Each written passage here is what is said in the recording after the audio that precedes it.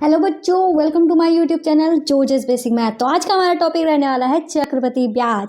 इसको हम आपको फॉर्मूले से भी बताएंगे, साथ में ट्रिक से भी बताएंगे। तो क्वेश्चन हमारा कह रहा है 4,000 रुपये का 5% वार्षिक ब्याज की दर से 3 वर्षों का चक्रवृद्धि ब्याज निकालें। ठीक है, तो सबसे पहले तो यहाँ पे जो डेटा दिया गया है ये आखिर है क्या, इसको हम जान लेते हैं। ठीक है, तो ये सबसे पहले तो हमें पता होना चाहिए मूलधन। ठीक है, मूलधन जिस डेटा पे हमें ब्याज निकालना पड़ता है वो हमारा मूलधन है। जैसे कि हमारा यहाँ पे जो राशि दी गई है वो 4,000 रुपये की दी गई है, वही हमारा क्या हो जाएगा, मूलधन हो जाएगा। ये जो दर दी गई है वो हमारी 5% की है, तो हम यहाँ पे इस तरीके से लिख देंगे, दर है हमारी 5% वार्षिक। ठीक है, ये देखना बहुत ज़रूरी है। अगर यहाँ पे वर्ष है तो यहाँ पे भी वर्ष होना चाहिए, अगर यहाँ पे महीना है तो यहाँ पे भी महीना होना चाहिए। अगर सेम नहीं होते हैं तो हमें बराबर करना पड़ता है। ठीक है, और हमारा जो समय है वो कितना दिया गया है, तो समय जो दिया गया है वो हमारा 3 वर्ष का दिया गया है। अब हम इसको कैसे निकालेंगे ध्यान से देखना। तो फॉर्मूले की बात करते हैं, ये रहा हमारा फॉर्मूला। ठीक है, ये हमारा जो फॉर्मूला है वो मिश्र धन का फॉर्मूला है। मिश्र धन का फॉर्मूला कहता है मूलधन की गुणा हम कर देते हैं 1 प्लस दर अपॉन 100 से, और उसकी पावर हमारी समय रहती है। ठीक है, मिश्र धन बराबर मूलधन गुणे ब्रैकेट में 1 प्लस दर बटे 100 और पावर हमारा समय रहता है। ठीक है, तो सारी चीज़ें तो हमने आपको बता ही दी हैं। मूलधन हमारा क्या है, समय क्या है, दर क्या है। तो मूलधन जो है वो था हमारा 4,000। ठीक है, 1 प्लस करेंगे, दर हमारी थी 5% की, बटे में 100 है, लिख दिया, और समय जो था वो हमारा 3 वर्षों का था। ठीक है, इतना भी हमने कर लिया। अब हम क्या करेंगे, 4,000 यहाँ पे लिख देते हैं। पहले ब्रैकेट वाला सॉल्व कर लेते हैं। ब्रैकेट में हमारा क्या है, इसको हम काटेंगे, 5 एकम 5, 5 दूनी 10, 0। तो हमारा ये क्या आ गया है, 1 प्लस 1 बटे में 20, और पावर हमारी 3 है, 3 हमने पावर रहने दी अभी। अब हम क्या करेंगे, वापस से 4,000 यहाँ पे लिखेंगे, गुणा लिखेंगे। अब ये जो ब्रैकेट में है उसको हम सॉल्व करेंगे। ठीक है, तो इसको जब सॉल्व करेंगे, कैसे सॉल्व करेंगे, 20 एकम 20, 20 में ये वाला एक जोड़ दिया तो हमारा कितना हो गया है, 21, 21 बटे 20। ठीक है, अब 21 बटे 20 की पावर 3 हो गई है। ठीक है, अगली स्टेप में हम फिर से 4,000 लिखेंगे और क्रॉस लगाएंगे। 21 बटे 20 की पावर 3 है, मतलब 21 बटे 20 जो है वो हमें 3 बार इस तरीके से गुणा में लिखना है, 21 बटे 20। ठीक है, हमने यहाँ पे लिख लिया। अब हम यहाँ पे क्या करेंगे, यहाँ पे 3 जीरो थे और नीचे भी हमारे यहाँ पे 3 जीरो थे, तो 3 जीरो से 3 जीरो हमारे कट गए। 2 एकम 2, 2 दूनी 4, 2 एकम 2, 2 एकम 2। ठीक है, हमारा कट गया। अब हम क्या करेंगे, हमको करना क्या है, 21 गुणे 21 गुणे 21 करना है और बटे में 2, मतलब 21 का क्यूब निकाल के हमें बटे में 2 करना है। अगर आपको 21 का क्यूब नहीं आता है तो हमने आपसे कहा है याद करके रख लीजिए। हमने आपको इन सब की ट्रिक भी बताई हुई है, आप प्लेलिस्ट में जाकर देख सकते हो। तो 21 का क्यूब होता है 9,261, और बटे में हमारा 2 है। 2 से जब हम इसको भाग करेंगे तो हमारा आंसर क्या आएगा, भाई देख लेते हैं। 2 चक्कू 8, 1 बचा, 2 छंगे 12, कुछ नहीं बचा, 2 तियाँ 6 और 1 हमने उतारा, जा नहीं रहा था। ठीक है, फिर अब हम यहाँ पे क्या कर देंगे, तो ना जाने का हम शून्य लगा देंगे, फिर हम दशमलव बढ़ाएंगे जिससे हमें 0 मिल जाएगा। फिर हम कर देंगे 2 पंचे 10। ठीक है, अगर आपको भाग देना भी नहीं आता है तो उसकी भी प्लेलिस्ट आपको मिल जाएगी, देख लेना। तो ये हमारा हो गया मिश्र धन। फिलहाल ये अभी हमारा आंसर नहीं है।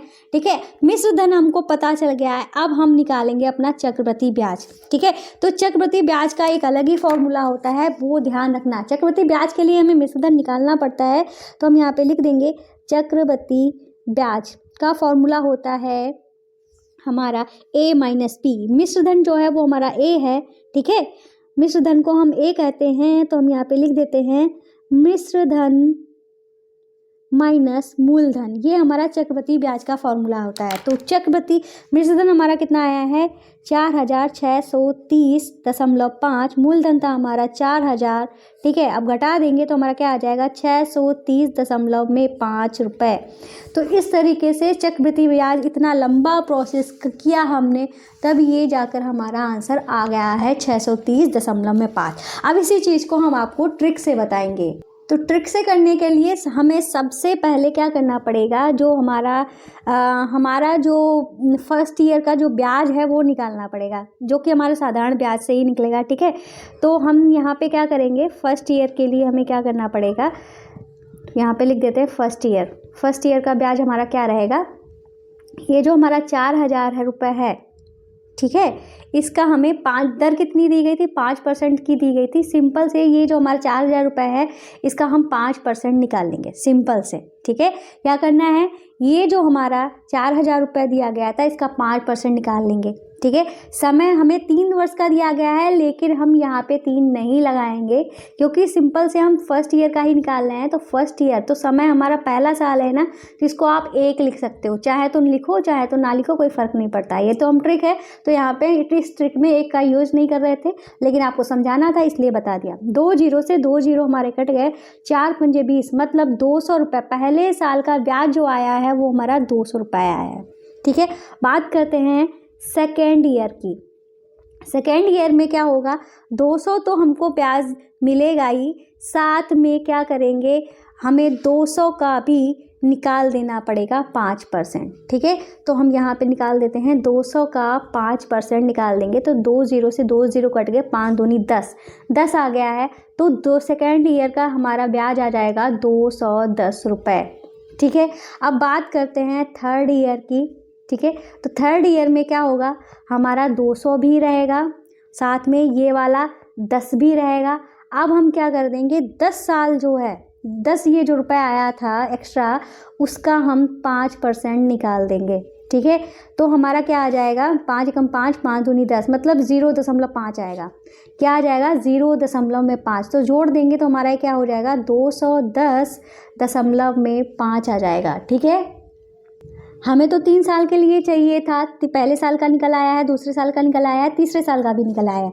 अब हम 3 साल का ब्याज निकालना है ना, तो हम तीनों को ऐड कर देंगे। तो पहले साल का था 200, दूसरे साल का था 210, तीसरे साल का था 210.5। ठीक है, जोड़ देंगे तो 200 200 200 हो गया 600, और 10 10 हो गया हमारा कितना, 10 और 10।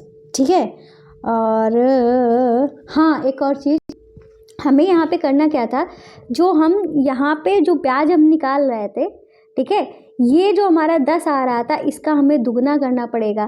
ठीक है, क्योंकि यहाँ पे हमारा 10 रुपये ऐड हो रहा था, जो कि हमने 10% निकाला था। तीसरे साल में इसी 10 रुपये का दुगना होके इसका 10 का 10% निकाला जाता है। ठीक है, तो ये हमारा 20 हो जाएगा, 220.5। हम यहाँ पे लिख देते हैं, इसको करेक्ट कर देते हैं, 220.5। अब हम सबको ऐड कर देंगे, 200 200 200 हो गया 600, और 600 में 10 और 20 जोड़ा 30 और 0.5, तो हमारा 630.5 रुपये इस तरीके से आ जाएगा। देखा ना आपने, ट्रिक से हमारा कितनी जल्दी हो गया। ऐसे करेंगे तो काफ़ी कुछ कैलकुलेशन करनी पड़ती है, यहाँ पे ऐसा कुछ है नहीं। ठीक है, तो ध्यान रखना है, पहले हमें क्या कर देना है, पहले ईयर हमें दर का जितना दर दिया होता है उससे मूलधन का निकाल दिया जाता है दर से। फिर उसके बाद जो दर हमारा निकल के, दर से हमारा जो